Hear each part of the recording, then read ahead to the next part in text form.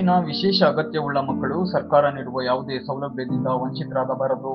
ಸರ್ಕಾರದಿಂದ ಬರುವ ಎಲ್ಲ ಸೌಲಭ್ಯಗಳನ್ನ ಅರ್ಹ ಫಲಾನುಭವಿಗಳಿಗೆ ತಲುಪಿಸಲು ಅಧಿಕಾರಿಗಳು ಪ್ರಾಮಾಣಿಕ ಕೆಲಸ ಮಾಡುವಂತೆ ಶಾಸಕ ದರ್ಶನ್ ಧ್ರುವನಾರಾಯಣ್ ಕರೆ ಕೊಟ್ಟರು.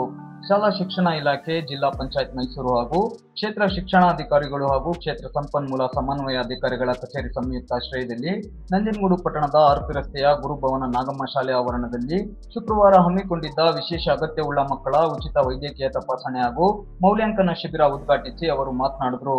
ಮಾಜಿ ಶಾಸಕ ಕಳಲೆ ಕೇಶವಮೂರ್ತಿ, ಕ್ಷೇತ್ರ ಶಿಕ್ಷಣಾಧಿಕಾರಿ ಮಹೇಶ್ ಸೇರಿದಂತೆ ಇನ್ನಿತರೆ ಗಣ್ಯರುಗಳೊಂದಿಗೆ ದೀಪ ಬೆಳಗಿಸಿ ಕಾರ್ಯಕ್ರಮ ಉದ್ಘಾಟಿಸಿ ಅವರು ಮಾತನಾಡಿದರು. ಸಿಎಂ ಸಿದ್ದರಾಮಯ್ಯನವರ ಸರ್ಕಾರ ಬಂದ ಮೇಲೆ ರಾಜ್ಯದಲ್ಲಿ ಹಲವಾರು ಜನಪರ ಯೋಜನೆಗಳು ಬಂದಿವೆ. ಸರ್ಕಾರದ ಯೋಜನೆ ಮತ್ತು ಸೌಲಭ್ಯಗಳು ಅರ್ಹ ಫಲಾನುಭವಿಗಳಿಗೆ ದಕ್ಕಬೇಕು. ಅದರಲ್ಲೂ ವಿಶೇಷ ಅಗತ್ಯವುಳ್ಳ ಮಕ್ಕಳು ಮತ್ತು ಪೋಷಕರು ಈ ಯೋಜನೆ ಮತ್ತು ಸೌಲಭ್ಯಗಳಿಂದ ವಂಚಿತರಾಗಬಾರದು. ಈ ನಿಟ್ಟಿನಲ್ಲಿ ತಾಲೂಕಿನ ಅಧಿಕಾರಿಗಳು, ಸಿಬ್ಬಂದಿಗಳು ವಿಶೇಷ ಗಮನ ಹರಿಸಿ ಅರ್ಹ ಫಲಾನುಭವಿಗಳಿಗೆ ಸರ್ಕಾರದ ಸೇವಾ ಸೌಲಭ್ಯಗಳನ್ನು ಒದಗಿಸಲು ಪ್ರಾಮಾಣಿಕ ಪ್ರಯತ್ನ ಮಾಡಬೇಕು.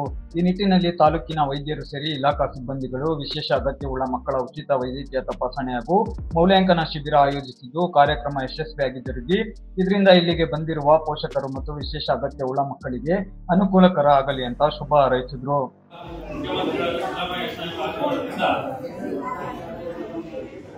ನಮ್ಮ ಸರ್ಕಾರದ ವತಿಯಿಂದ ಈ ಕಾರ್ಯಕ್ರಮವನ್ನು ಇವತ್ತು ಆಯೋಜನೆ ಮಾಡಿದ್ದಾರೆ. ನಮ್ಮ ಜಿಲ್ಲೆಯಿಂದ ಹಲವಾರು ಡಾಕ್ಟರ್ಗಳು ಬಂದು ನಮ್ಮ ತಾಲೂಕಿನಲ್ಲಿ ಕ್ಯಾಂಪ್ ಅನ್ನ ಆರ್ಗನೈಸ್ ಮಾಡಿ ನಮ್ಮಲ್ಲಿ ಇರುವಂತಹ ಶಾಲೆಗಳು LKG ಶುರು ಮಾಡಿದ್ರೆ ಕೂಡ ಸ್ಪೆಷಲ್ ಎಬಿಲಿಟೀಸ್ ಇರುವಂತಹ ಮಕ್ಕಳನ್ನ ಐಡೆಂಟಿಫೈ ಮಾಡಿ ಅವರಿಗೆ ಉಚಿತವಾಗಿ ಆರೋಗ್ಯ ತಪಾಸಣೆಯನ್ನ ಮಾಡಿ ಯಾವ ರೀತಿ ಸರ್ಕಾರದಿಂದ ಸೌಲಭ್ಯಗಳು ಅವರಿಗೆ ದೊರಕಿಸಬಹುದು ಅನ್ನೋದ್ರ ಬಗ್ಗೆ ಅವರಿಗೆ ಅರಿವನ್ನ ಮೂಡಿಸಿ ಉಚಿತವಾಗಿ ಸೌಲಭ್ಯಗಳನ್ನು ಕೂಡ ಅವರಿಗೆ ಕೊಡಿಸಿಕೊಡುವಂತಹ ಪ್ರಾಮಾಣಿಕ ಪ್ರಯತ್ನವನ್ನ ಇವತ್ತು ಸರ್ಕಾರದ ವತಿಯಿಂದ, ಇಲಾಖೆಯ ವತಿಯಿಂದ ನಮ್ಮ ತಾಲೂಕಿನಲ್ಲಿ ಮಾಡ್ತಾ ಇದ್ದಾರೆ. ಇವತ್ತಿನ ದಿವಸ ಅವರಿಗೂ ಕೂಡ ನಮ್ಮ ತಾಲೂಕಿನ ಎಲ್ಲ ಹಿರಿಯರು ತಾಯಿಯನ್ನು ತಾವಲ್ಲಿ ಕೂಡ ಬಂದಿದ್ದಿಲ್ಲ, ಮಕ್ಕಳು ಕೂಡ ತಾವಲ್ಲಿ ಕೂಡ ಬಂದಿದ್ದಿಲ್ಲ. ದಯಮಾಡಿ ಇವತ್ತು ಕಾರ್ಯಕ್ರಮದ ನೆರವುಗಳನ್ನು ತಾವಲ್ಲಿ ಕೂಡ ಪಡೆದುಕೊಳ್ಳಿ.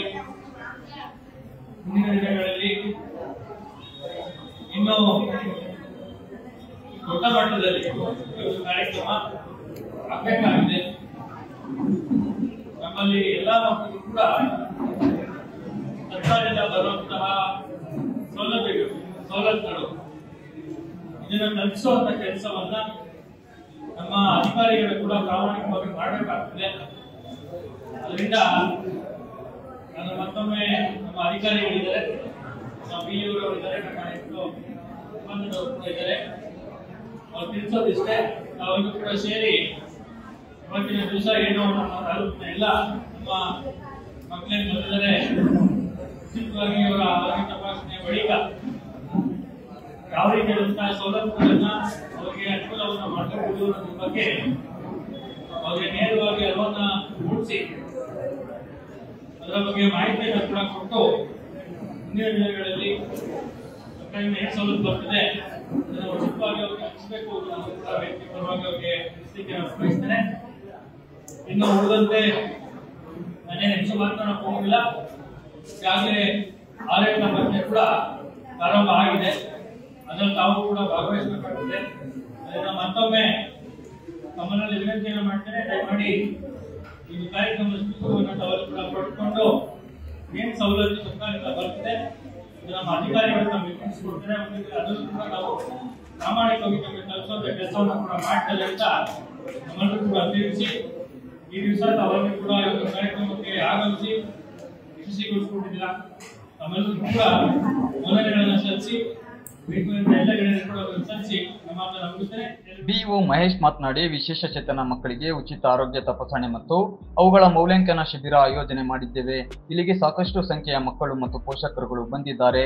ಈ ರೀತಿಯ ಶಿಬಿರ ಮತ್ತು ಕಾರ್ಯಕ್ರಮ ಆಗಾಗ ನಡೀತಾ ಇದ್ರೆ ವಿಶೇಷ ಅಗತ್ಯವುಳ್ಳ ಮಕ್ಕಳು ಮತ್ತು ಪೋಷಕರಿಗೆ ಸಾಕಷ್ಟು ಅನುಕೂಲವಾಗಲಿದೆ ಅಂತ ಅಭಿಪ್ರಾಯಪಟ್ಟು ಸರ್ಕಾರದ ಸೇವಾ ಸೌಲಭ್ಯಗಳ ಬಗ್ಗೆ ಹಾಗೂ ಕಾರ್ಯಕ್ರಮದ ಸದುದ್ದೇಶವನ್ನ ತಿಳಿಸಿದ್ರು.